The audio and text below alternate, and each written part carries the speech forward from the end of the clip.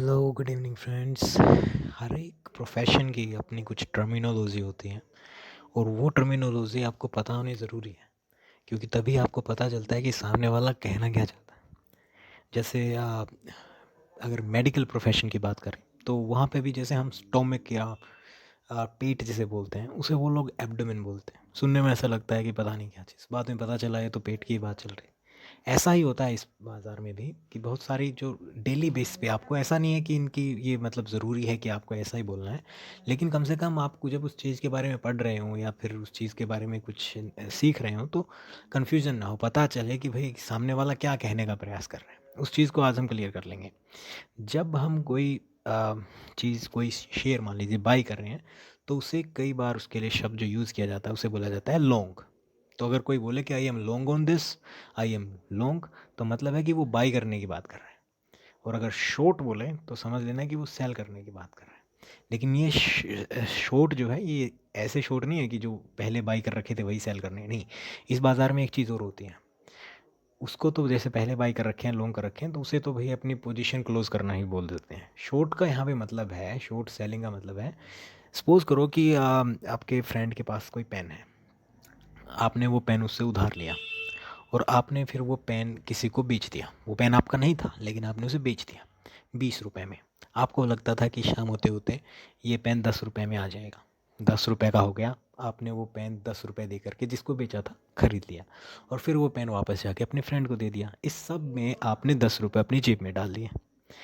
इसी तरीके से जब आपके पास शेयर ना हो तो आप ब्रोकर से शेयर खरीदिए, मतलब खरीदिए मत, ब्रोकर से शेयर उधार लीजिए और फिर उसे बेच दीजिए। और फिर जब आपको लगे कि तभी आप ऐसा करेंगे जब आपको लगे कि बाज़ार नीचे जा सकता है, मतलब आप तब भी पैसा कमा सकते हैं जब बाज़ार नीचे जा रहा हो। ज़रूरी नहीं है कि बाज़ार ऊपर जाए तभी पैसा कमाए। आपने क्या किया, उधार लिए शेयर, बेच दिए।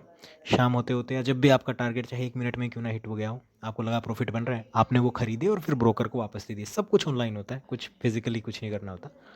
तो शॉर्ट सेलिंग का मतलब है किसी चीज़ के ऊपर हम शॉर्ट हैं, हमारे पास वो चीज़, उस चीज़ की कमी है, हमें वो चीज़ वापस लेनी है क्योंकि वो चीज़ हमारी थी नहीं, उधार में लिया था, बेच दिया, फिर वापस उसको देना तो पड़ेगा ना जिसकी है, सस्ते दाम पे खरीद के।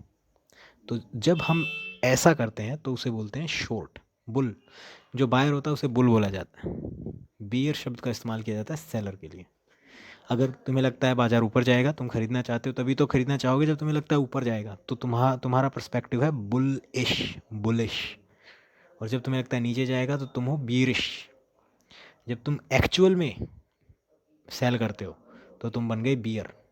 जब एक्चुअल में तुम बाई करते हो तो तुम बन गए बुल। स्प्रेड का मतलब होता है जब किसी एक सिक्योरिटी की शेयर के बाइंग और सेलिंग प्राइस में कोई डिफरेंस हो। 100 रुपये का शेयर है, खरीदने जाओ तो मिलता है 101 का, बेचने जाओ तो मिलता है 99 का। ये जो डिफरेंस हो गया इसे बोलते हैं स्प्रेड। डोंट वरी, ये ज़्यादातर इसमें इक्विटी में नहीं आता। इक्विटी का मतलब होता है शेयर, जब मैं इक्विटी बोलूँ तो उसका मतलब है शेयर। तो शेयर में ऐसा नहीं होता इतना ज़्यादा, ये तकरीबन हमें करेंसी में देखने को मिलता है, तो इतनी टेंशन लेने की बात नहीं है। फुल टाइम ब्रोकर वो होता है जिसका प्रॉपर काम ही ब्रोकरेज का है। वो आपको 10 तरीके की एडवाइस देगा और बढ़िया एडवाइस देगा, लेकिन उसकी फ़ीस ज़्यादा होगी। डिस्काउंट ब्रोकर का इस्तेमाल खास तौर पे तब किया जाता है जब आपको ब्रोकरेज बचानी हो। डिस्काउंट ब्रोकर जो है वो बहुत सस्ती ब्रोकरेज लेता है, लेकिन उसकी एडवाइस हो भी सकती है ना भी हो, अच्छी हो ना भी हो, लेकिन बेसिकली फुल टाइम ब्रोकर की एडवाइस बहुत अच्छी होती है, फीस ज़्यादा होती है। डिस्काउंट ब्रोकर तब कामयाब होते हैं आपके लिए अगर आपको फ़ीस बचानी है। आगे बढ़ते हैं। बॉन्ड क्या होता है? बॉन्ड बेसिकली, बॉन्ड की खासियत होती है एक चीज़। बॉन्ड का फ़ायदा ये होता है कि जब आपको, आपने इन्वेस्ट किया बॉन्ड पे, आपको फिक्स जो है इंटरेस्ट रेट मिलती रहेगी, उसमें आपको कोई रिस्क नहीं है। प्राइस उसका भी ऊपर नीचे होता है, लेकिन आपकी जो प्राइस है, आई मीन आपका जो उसमें प्रॉफिट जो होना है, इंटरेस्ट जो रेट है वो फिक्स है और वो आपको मिलती रहेगी। सो उसमें ये फ़ायदा होता है। Something is wrong with internet I think. Okay, anyways आगे बढ़ते हैं।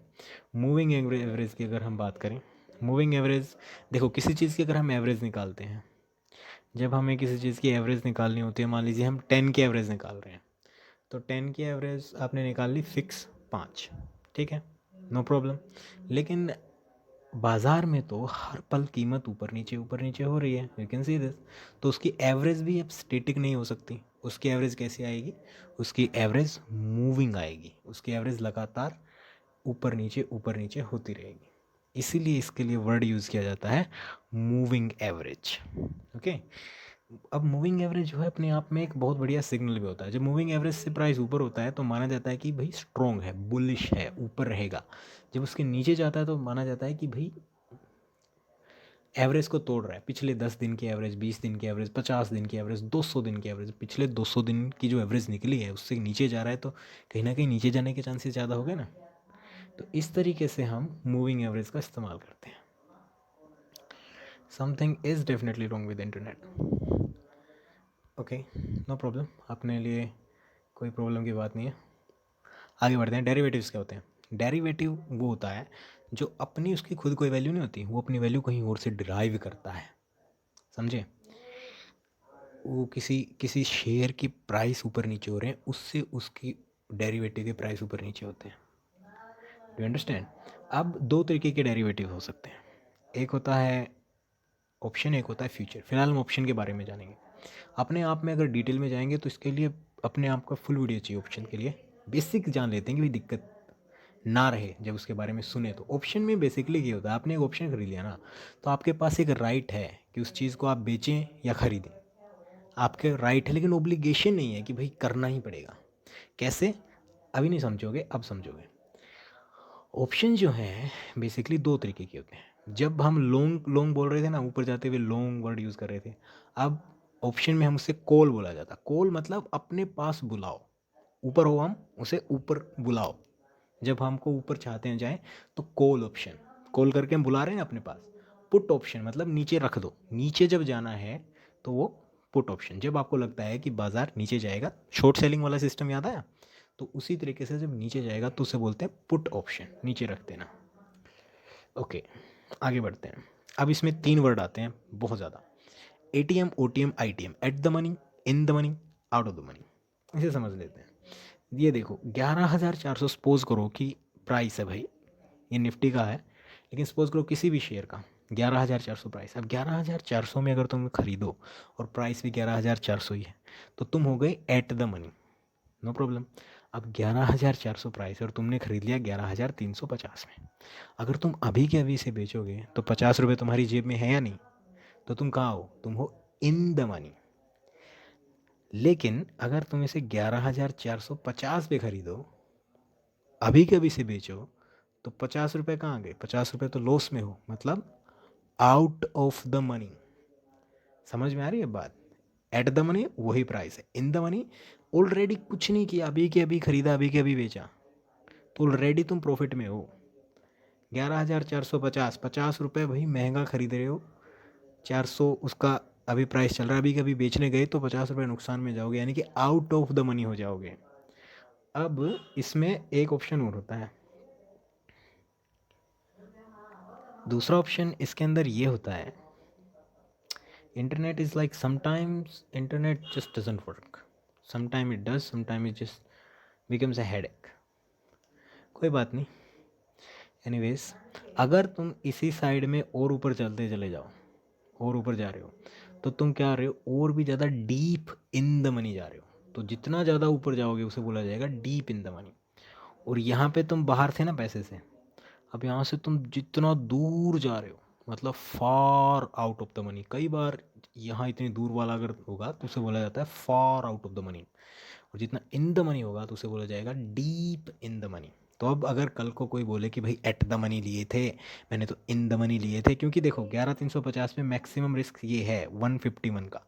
ऑप्शन में रिस्क डिफाइन होता है, ये जीरो हो सकता है 151, उससे नीचे नहीं जाएगा, तो कोई टेंशन की बात नहीं होती। अब ज़रूरी थोड़ी है, जैसे मैंने ये 11,450 पे खरीद लिया आउट ऑफ द मनी, अब मेरे पास राइट तो है कि मैं इसे 400 पे बेच दूँ, लेकिन क्या ऑब्लिगेशन है कि नहीं बेचने पड़ेंगे? नहीं, मैं तो नहीं बेच रहा।